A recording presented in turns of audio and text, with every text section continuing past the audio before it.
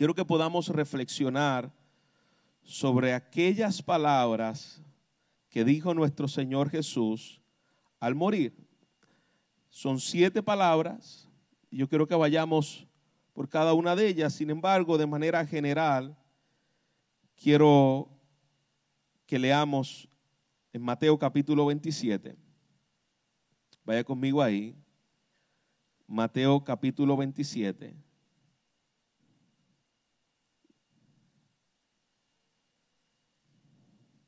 Y vamos a leer desde el versículo 32. Cuando lo tengas, se puede poner de pie conmigo. Dice la palabra del Señor. Cuando salían, hallaron a un hombre de Cirene que se llama Simón. Y a este obligaron que llevase la cruz. Y cuando llegaron al lugar llamado Gólgota, que significa lugar de la calavera, le dieron a beber vinagre mezclado con hiel. Pero después de haberlo probado, no quiso beberlo. Y cuando le hubieron crucificado, repartieron entre sí sus vestidos, echando suerte para que se cumpliese lo dicho por el profeta: partieron entre sí mis vestidos y sobre mi ropa echaron suerte. Y sentados le guardaban allí y pusieron sobre su cabeza su causa escrita: este es Jesús, el Rey de los judíos. Entonces crucificaron con él a 2 ladrones, uno a la derecha y otro a la izquierda. Los que pensaban y los que pasaban le injuriaban meneando la cabeza, diciendo: tú que derribas el templo y en 3 días lo reedificas, sálvate a ti mismo. Si eres el Hijo de Dios, desciende de la cruz. De esta manera también los principales sacerdotes, escarneciéndole con los escribas y los fariseos y los ancianos, decían: a otro salvó, y asimismo no se puede salvar. Si ese Rey de Israel, descienda ahora de la cruz y creeremos en él. Confió en Dios, líbrele ahora si le quiere, porque ha dicho: soy hijo de Dios. Los mismos le injuriaban también los ladrones que estaban con él. Y desde la hora 6ª hubo tinieblas, y sobre toda la tierra hasta la hora 9ª. Y cerca de la hora 9ª Jesús exclamó a gran voz diciendo: Elí, Elí, lama sabactani.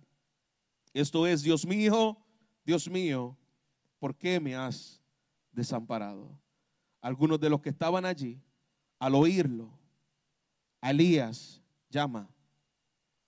Y al instante, corriendo, uno de ellos tomó una esponja y la empapó de vinagre y poniéndola en una caña le dio de beber. Pero los otros decían: deja, veamos si viene Elías a librarle. Mas Jesús, habiendo exclamado a gran voz, entregó el Espíritu. Padre, en esta hora te rogamos que seas tú una vez más llevándonos al Calvario para entender lo que allí estaba ocurriendo. Que a través, Señor, de estas últimas palabras de tu Hijo, en esta mañana podamos, Señor, abrir los ojos del entendimiento y poder ver la gloria de lo que estaba ocurriendo en aquella cruz. Como acabamos de cantar, el poder manifestado en la obra de la cruz. En Cristo Jesús te lo pedimos. Amén. Amén. Hay una expresión donde cada vez que una persona está en proceso de muerte o por morir, las familias que están a su alrededor quieren escuchar cuáles son las últimas palabras. y dejan que esa persona que está al borde de la muerte pueda hablar sus últimas palabras. Y yo creo que no hay últimas palabras antes de experimentar la muerte que la persona de nuestro Señor Jesucristo. O sea, hay unas últimas palabras que yo quiero que hoy podamos reflexionar en ellas. Son las últimas palabras que Jesús dijo clavado en la cruz del Calvario a segundos de experimentar la muerte.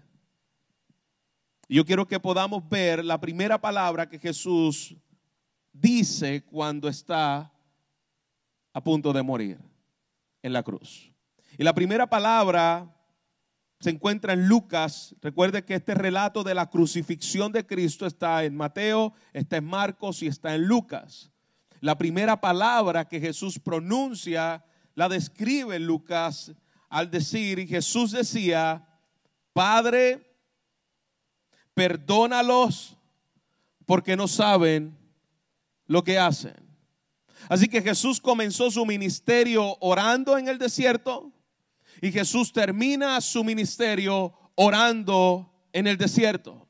Allí estaba colgado en una cruz mientras aquellos romanos estaban castigándole, injuriándole. Dice la historia que utilizaban un tipo de clavo grueso donde ni siquiera tenía puntas, era cuadrado, la clavaban en medio de sus muñecas para que no fuera desgarrado en la mano, y de una forma cruel lo latigaban. Y mientras estos hombres están haciendo este crimen contra Jesús, las palabras que salen de la persona de Jesús son palabras de una oración y de intercesión al Padre, en dependencia como hombre y Dios al Padre, pero está diciéndole: Padre, perdónalos. Fíjense bien que Jesús no dijo: Señor, los perdono, porque ellos no saben lo que me están haciendo. Él rogó al Padre y le dijo: Padre, perdónalos, porque ellos no saben lo que hacen. Necesitaba el auxilio de entender que Dios tenía un propósito desde antes de la fundación del mundo, que Él no estaba allí simplemente por las manos de estos romanos o por las manos de los israelitas que lo entregaron. Y la actitud de Jesús fue ante estos verdugos que tenían a Cristo crucificado: perdónalos. Este fue el mismo Jesús que nos enseñó a nosotros y nos dijo: bendecid a quienes os maldicen, amar a vuestros enemigos, hacer bien a los que os aborrecen, ultrajan y persiguen.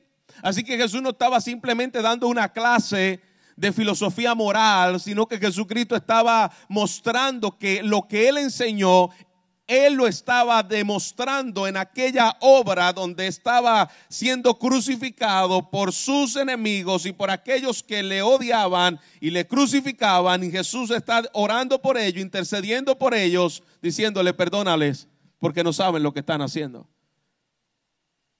Dios contestó a la oración. Allí hubo un soldado romano que después de Jesús expirar, él dijo: verdaderamente este es el Hijo de Dios. Allí Jesús mostró el esplendor de quien Él era, triunfando en la cruz, pero lo primero que sale por su boca es palabra de perdón. Yo quiero que podamos aplicar eso a aquellos que hemos creído el Evangelio, que hemos creído que Jesucristo me perdonó y que la razón por la cual Él fue a la cruz fue para perdonarnos. Él rogó allí por el perdón de los pecados de aquellos que le ultrajaban, y allí estábamos tú y estaba yo. Cristo fue crucificado por aquellos que le rechazaban, que eran sus enemigos. Ese era tú, ese era usted y ese era yo. Éramos enemigos de Dios, como dice la palabra de Dios. Pero aquellos que hemos creído, hermanos, ¿qué sale de nuestra boca en medio de la traición? ¿Qué sale de nuestra boca cuando nosotros estamos siendo ultrajados, perseguidos, calumniados, sin razón. Jesús era Hijo de Dios sin pecado. No había razón alguna para que Él tuviera que sufrir en el lugar de los pecadores, y estaba siendo calumniado, abofeteado, escupido, clavado. Y lo que sale de su boca es: perdónalos. Allí no había una expresión de resentimiento. Allí no había una expresión de una palabra de queja. No vemos a Jesús quejándose en la cruz. Hermanos, si había alguien que se podía quejar de injusticia, si había alguien que se podía quejar de dolor, si había alguien que se podía quejar de traición, era Jesús, verdaderamente, porque Jesús no tenía pecado. Y Jesús en la cruz, las palabras que salen de su boca no es reproche, salió de la boca del Señor perdón.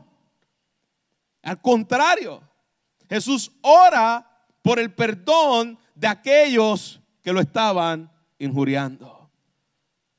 Jesucristo dijo: de la abundancia del corazón habla. ¿Y cómo yo sé la abundancia de mi corazón? En los momentos como estos, donde eres presionado, donde eres traicionado, donde estás pasando, donde Dios te está pasando por el trapiche, ahí sale lo que está en tu corazón. Jesús salió lo que estaba en su corazón en medio de este dolor, en medio de esta injuria. Y las palabras que salió de Jesús fue: perdónalos. Perdónalos. Ellos no saben lo que están haciendo, perdónalos. ¿Qué palabras salen de nuestra boca? Porque allí revela lo que está en nuestro corazón. Vemos a Cristo como misericordia y perdón. Las primeras palabras fueron unas palabras de misericordia y de perdón. Dice Efesios capítulo 2 versículo 4: pero Dios, que es rico en misericordia, por su gran amor con que nos amó, aun estando muertos en nuestros delitos y pecados, nos dio vida con Cristo. Por gracia sois salvos. Porque si perdonáis a los hombres sus ofensas, os perdonará también vuestro Padre celestial. Soportaos los unos a los otros en el perdón, perdonándonos unos a otros. Si alguno tuviera una queja contra otro, de la misma manera en que Cristo os perdonó, así también hacedlo vosotros. Esas son las palabras de nuestro Dios. La falta de perdón produce raíz de amargura. Las raíces de amarguras producen enfermedades. Hermanos, hay muchas enfermedades que están arraigadas a la falta de perdón.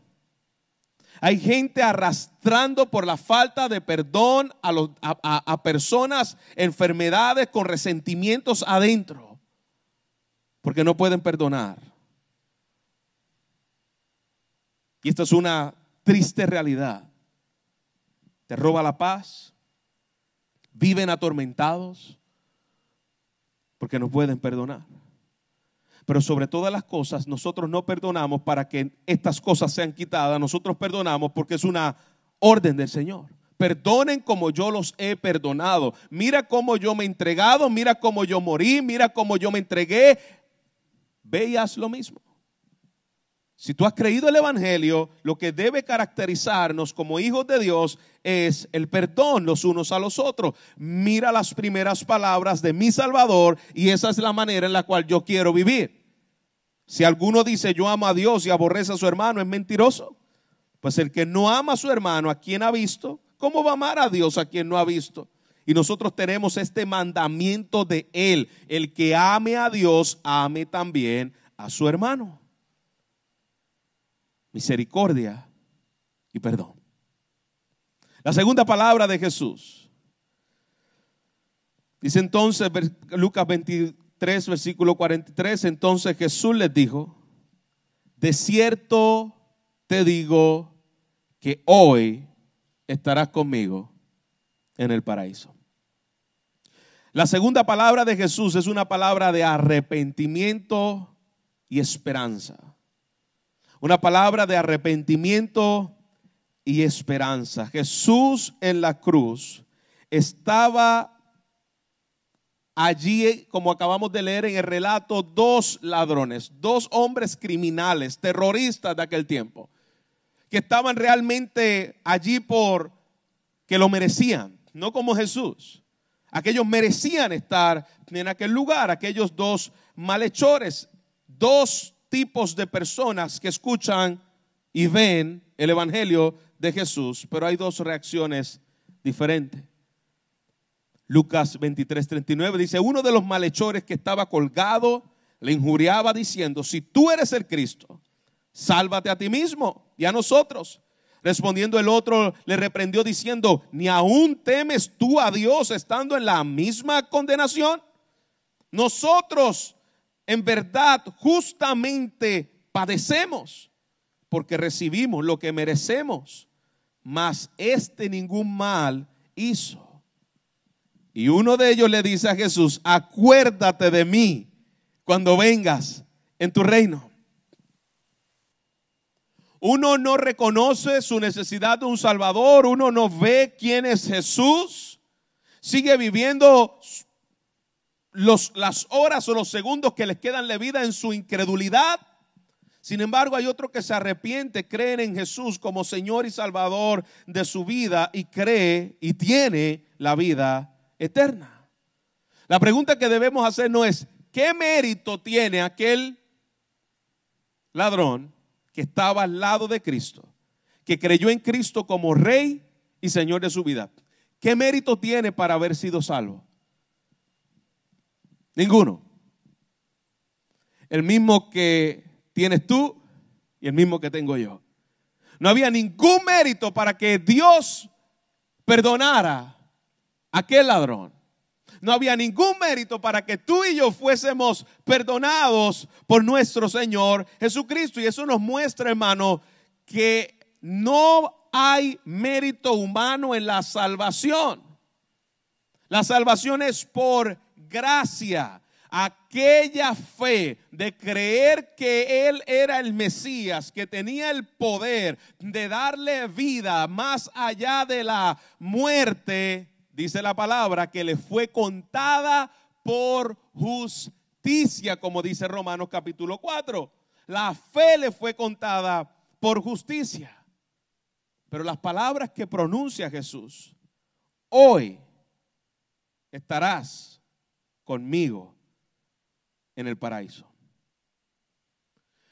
Hermanos, estas palabras son contradictorias, o contradicen, mejor dicho, a los materialistas, ateos, libres pensadores, conocidos como nihilistas, que creen el nihilismo. ¿Y que cree el nihilismo? Que enseña que cuando una persona muere, su existencia termina en la muerte. Vivimos en esta tierra, pero después de haber muerto, dejamos de existir y se reduce a la nada. No hay existencia, dice el nihilismo, después de la muerte. El aniquilacionismo, lo que creen los testigos de Jehová, que dicen que Dios, después de tu muerte, pasas por un periodo de castigo y dejas de existir. Pues la Biblia, y de acuerdo a las palabras de Cristo mismo, antes de morir, contradice totalmente estas falsas enseñanzas. Jesús habló de la vida después de la muerte.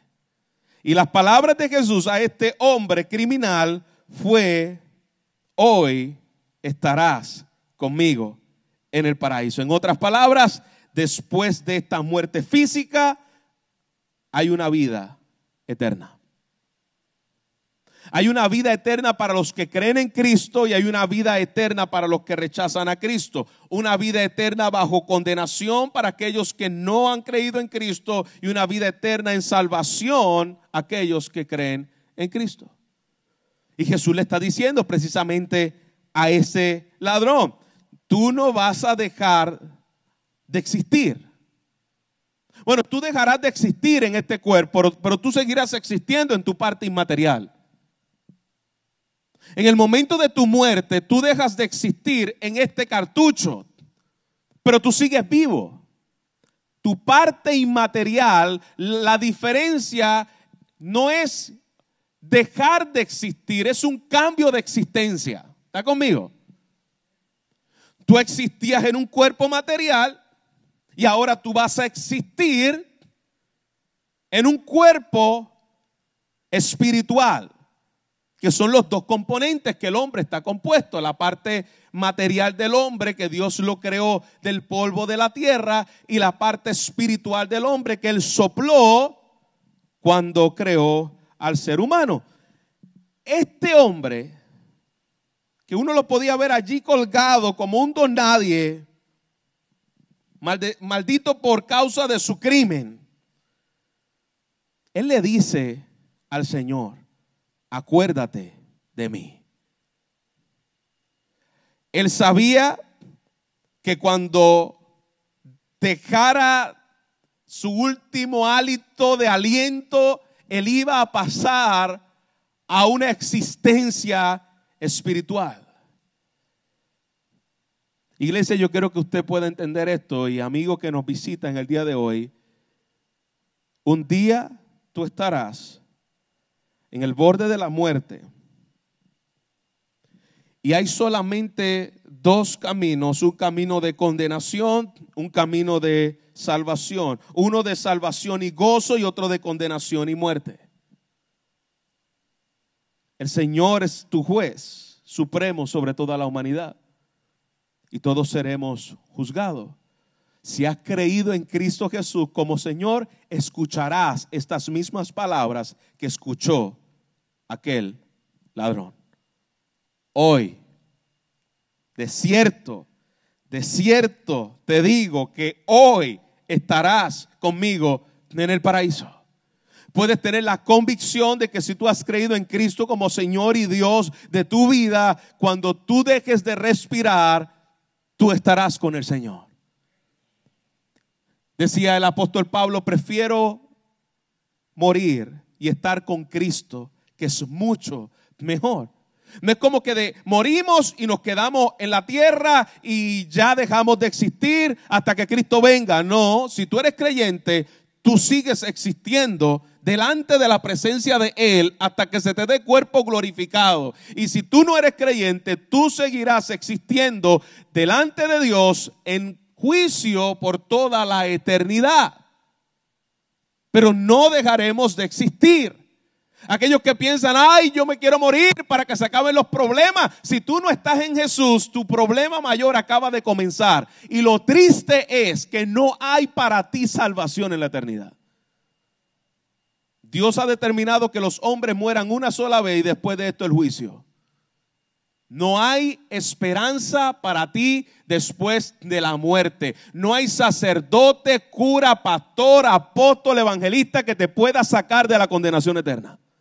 No hay agua bendita ni aceites que te puedan sacar de la condenación eterna. No hay rezo, no hay Ave María, no hay Padre Nuestro que te pueda sacar de la condenación eterna. Hoy es el día de salvación. Aquel ladrón lo sabía y dijo: Señor, acuérdate de mí cuando vengas en tu reino. Yo sé que tú tienes potestad en el reino venidero. Él creía que ese rey volvería, que mucho sabía aquel hombre. En la revelación del Espíritu Santo le había concedido entender estas verdades. La tercera palabra de Jesús es bien interesante porque Jesús comienza con una palabra de perdón. Jesús da una palabra de esperanza al que se arrepiente, pero ahora le da una palabra de amor y consuelo. Y allí estaba su madre María, en el cual ya se le había dado una profecía en Lucas, donde el ángel le dijo: este que está en tu vientre será llamado Hijo de Dios, y tu alma va a ser atravesada como una espada. para que por medio de él muchos ojos sean abiertos y los reyes vengan a postrarse ante él. Pues allí estaba María como madre del Hijo de Dios, siendo atravesada, hermano. Si a su hijo le hicieran una injusticia, usted lloraría amargamente. Ponle que se lo lleven preso por algo que realmente no hizo. Pero a Jesús no se lo llevaron simplemente preso, a Jesús lo escarnecieron. A Jesús literalmente lo hicieron pedazos. Ella como mamá y como humana estaba viendo lo que estaba ocurriendo a su hijo. Allí colgado, hecho una llaga sangrentada, está su madre viendo esa escena a unos pies de la cruz. Y Jesús mira a su mamá y le dice: mujer, he ahí tu hijo. Esa es la tercera palabra de Jesús. Y después mira a Juan, que era de los únicos que había quedado, porque los demás huyeron. Allí estaba María con la tía de Jesús y con María Magdalena y Juan a su lado. Y le dice a Juan: he aquí tu madre. Vemos, hermanos, que Jesús muestra amor, consuelo en medio de su condición de sufrimiento. Él se preocupa por consolar a los que están sufriendo. Hermano, en medio de nuestro sufrimiento, nosotros no pensamos en aquellos que sufren.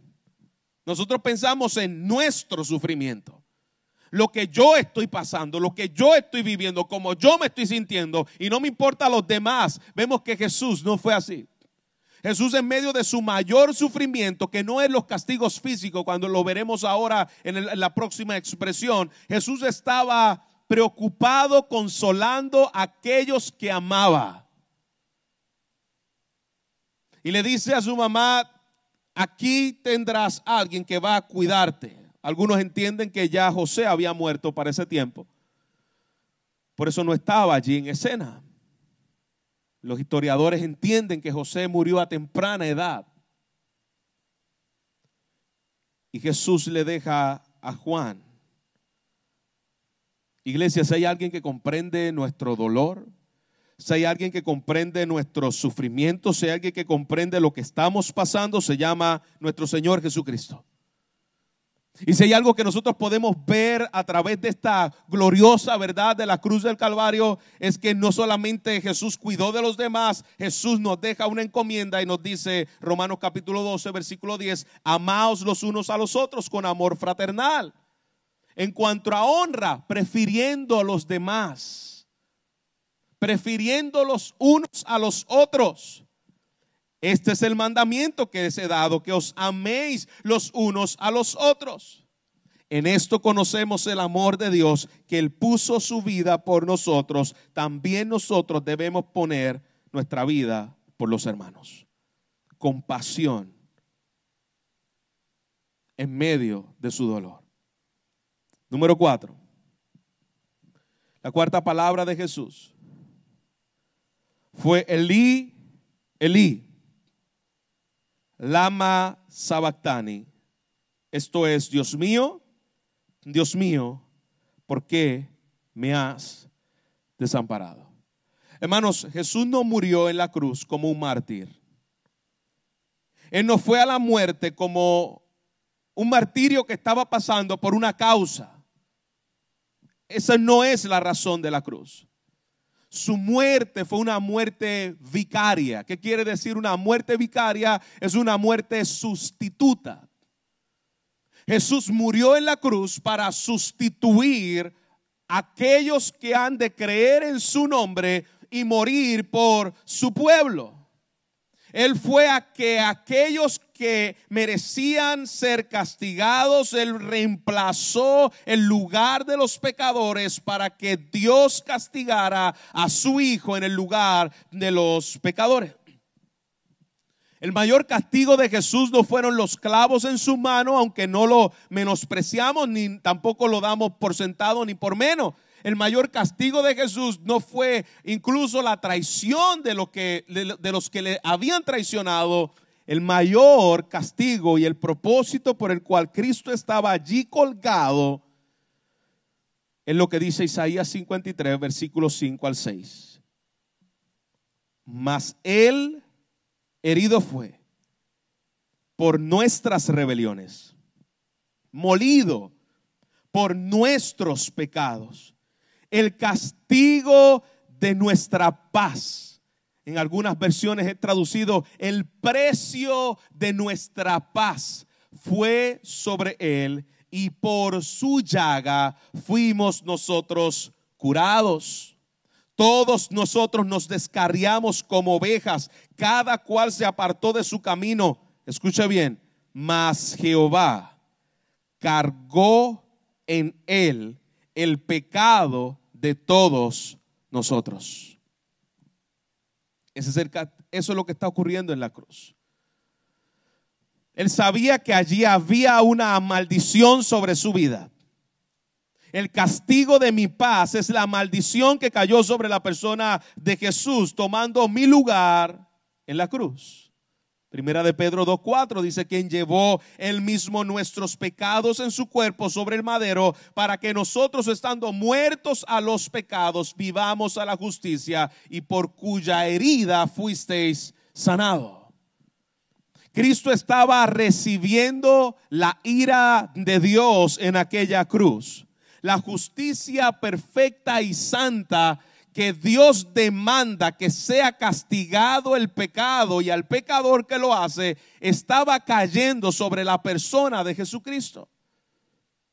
La ira justa de Dios. Por eso Él le dice: Dios mío, ni siquiera le llama Padre. Dios mío, ¿por qué me has desamparado? Dios no podía, aunque Jesús como Dios, pero Dios el Padre no iba a auxiliarlo, porque la maldición del pecado estaba sobre su Hijo. Dios lo hizo maldito en la cruz, para que aquellos malditos puedan hoy tener bendición en Cristo.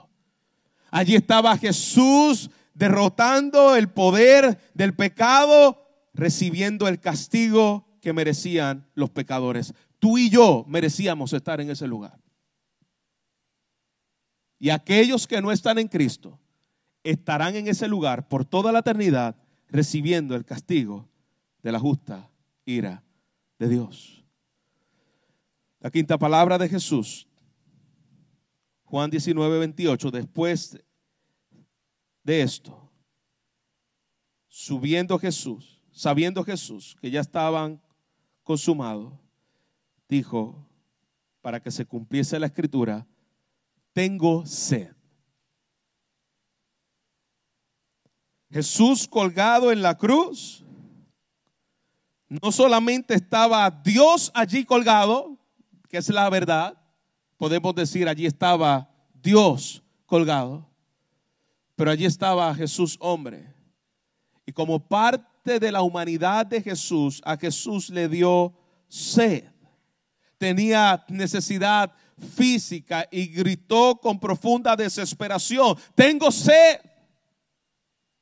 Porque allí Jesús estaba representándome a mí y a ti.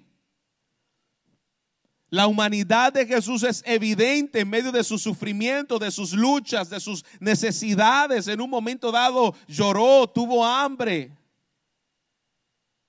Jesús tenía que ser hombre para que nosotros pudiéramos ser salvos.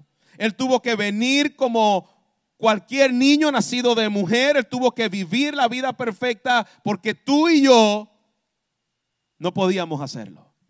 Dios nos dio a su Hijo para hacer en lo que como hombre los hombres debían hacer.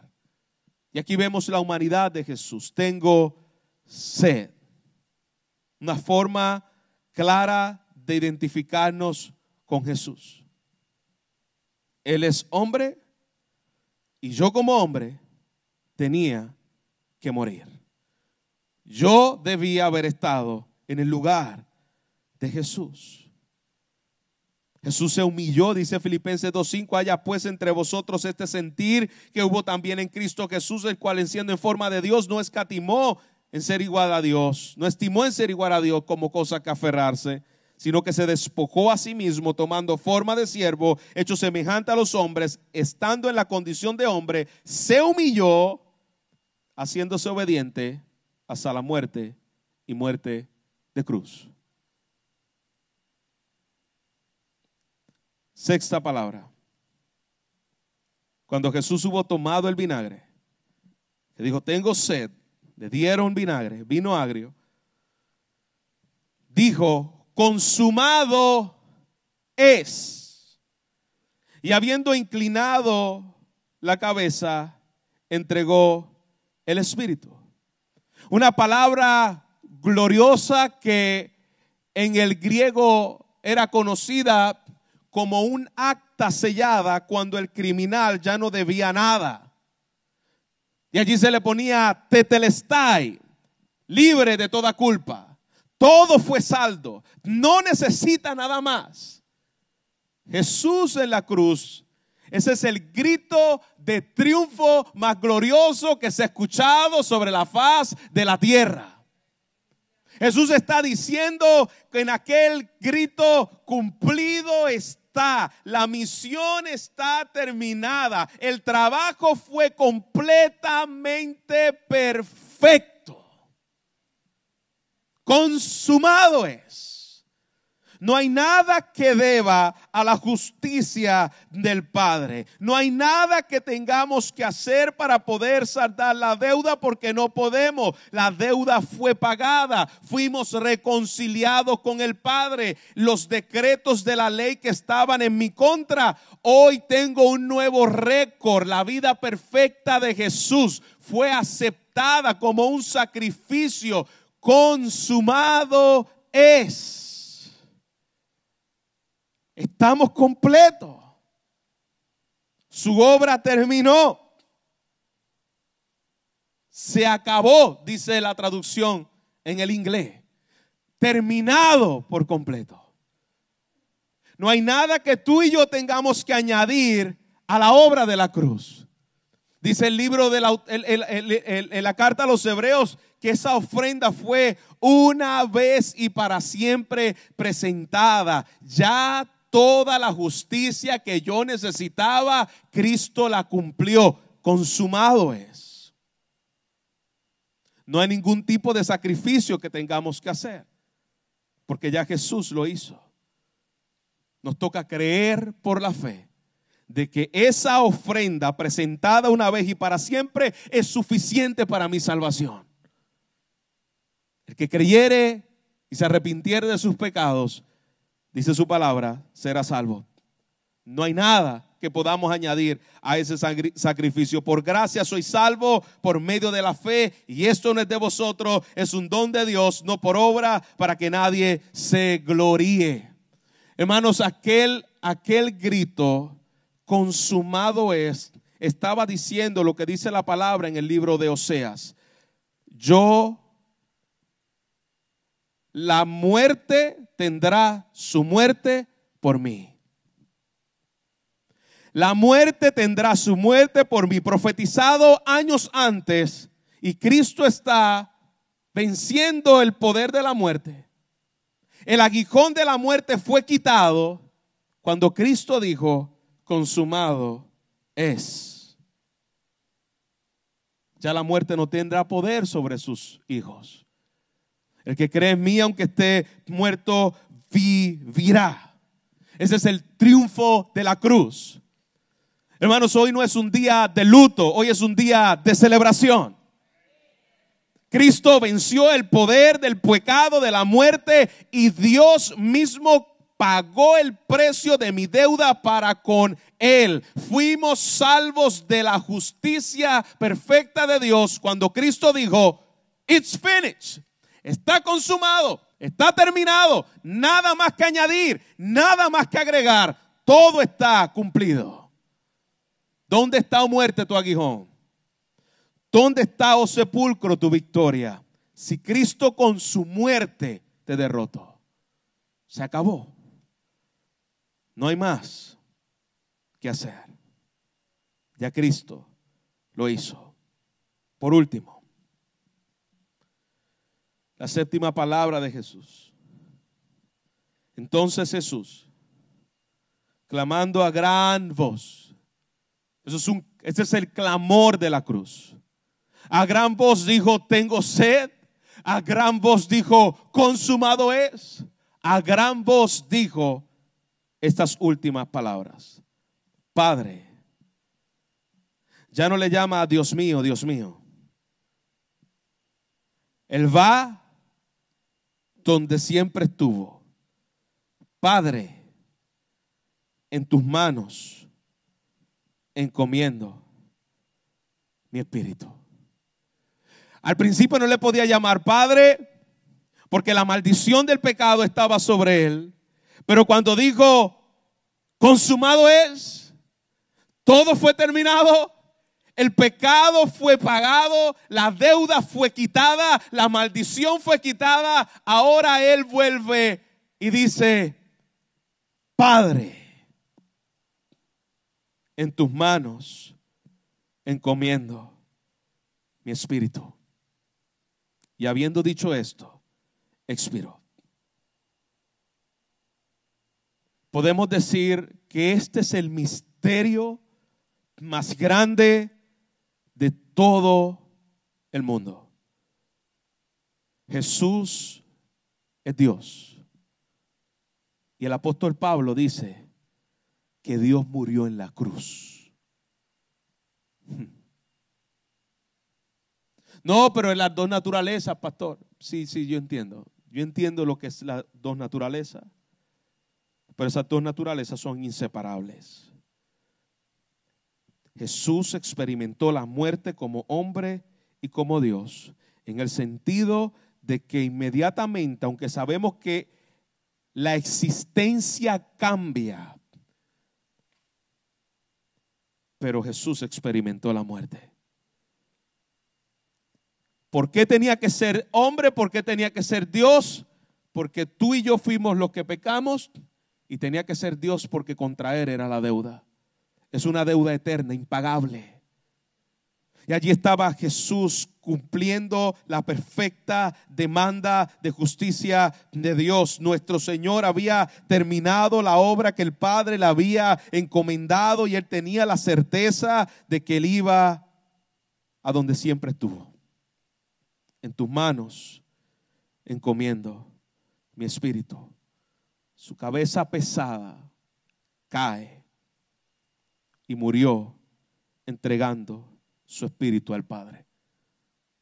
Esa profecía está en el Salmo 22, versículo 8, donde dice que él se encomienda al Padre al morir. Iglesia, yo quiero que podamos pensar en esto.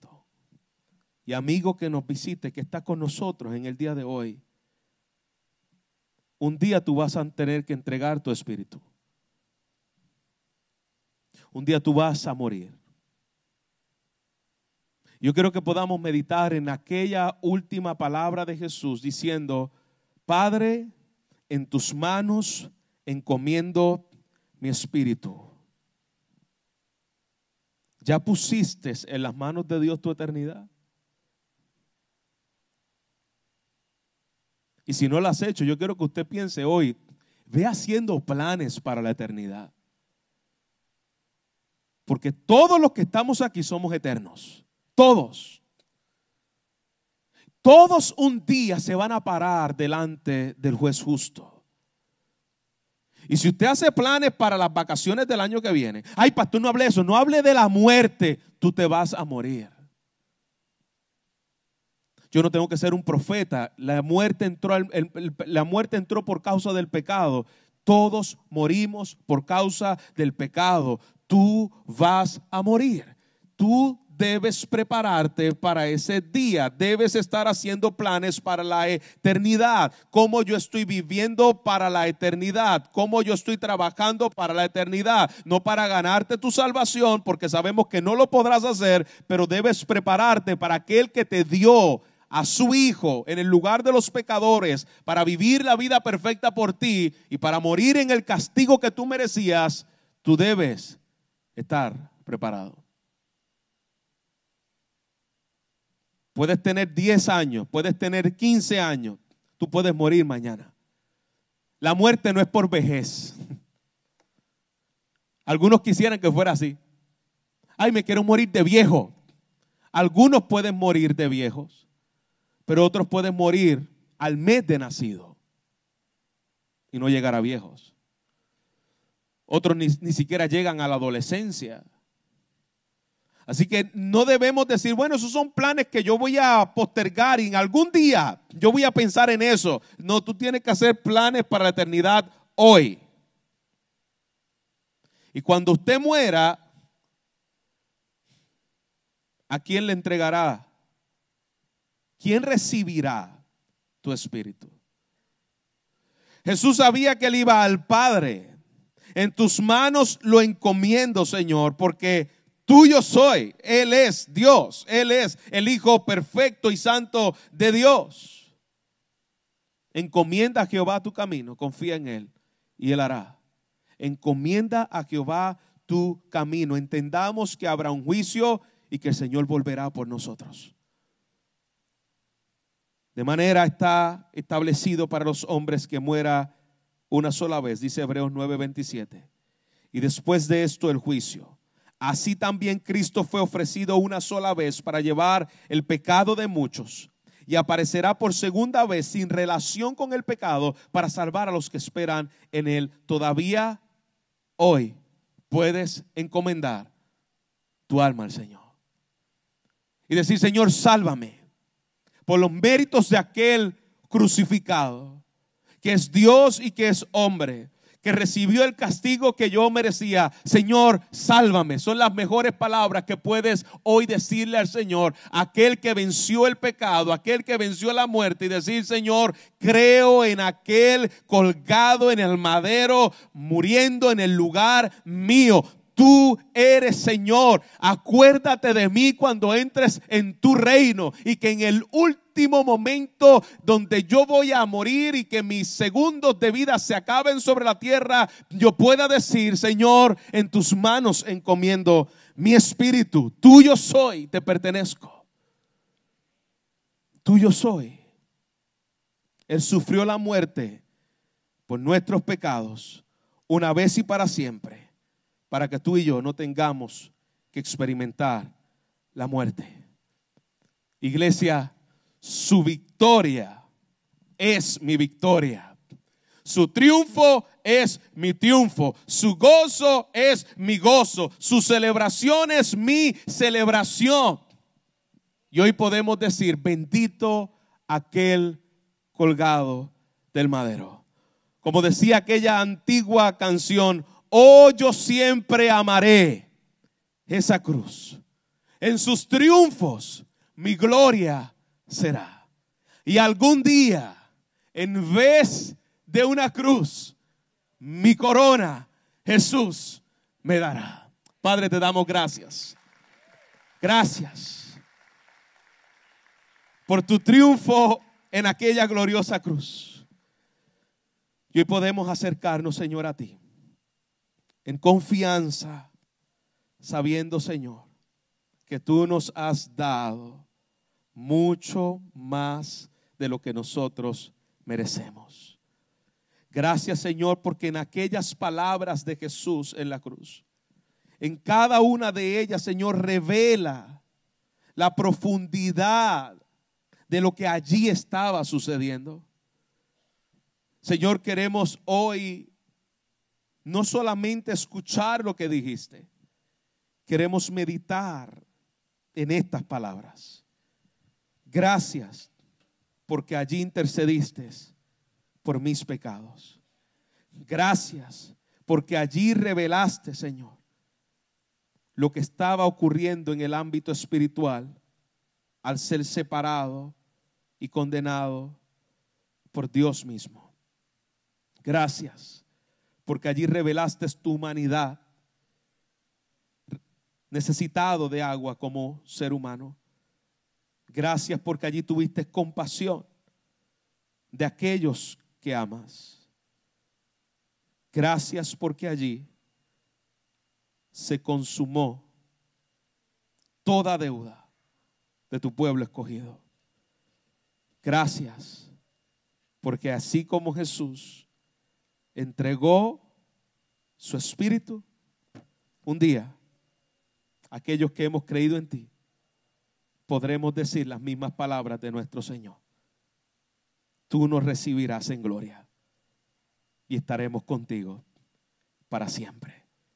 Y si hay alguien, Señor, que no ha visto ni ha entendido lo que allí ha ocurrido, que a través de estas palabras pronunciadas por tu Hijo Jesús retumben en los corazones, que estas palabras sean como clavos hincados en sus corazones, ellos puedan venir en arrepentimiento y fe a aquel cordero inmolado que fue crucificado en nuestro lugar, y que por medio de la fe en Cristo, la victoria que obtuviste por tu pueblo, hoy puedan salir de aquí, Señor, diciendo: gracias, porque toda deuda contra mí fue cancelada, porque me he arrepentido y he creído en nuestro Señor Jesucristo.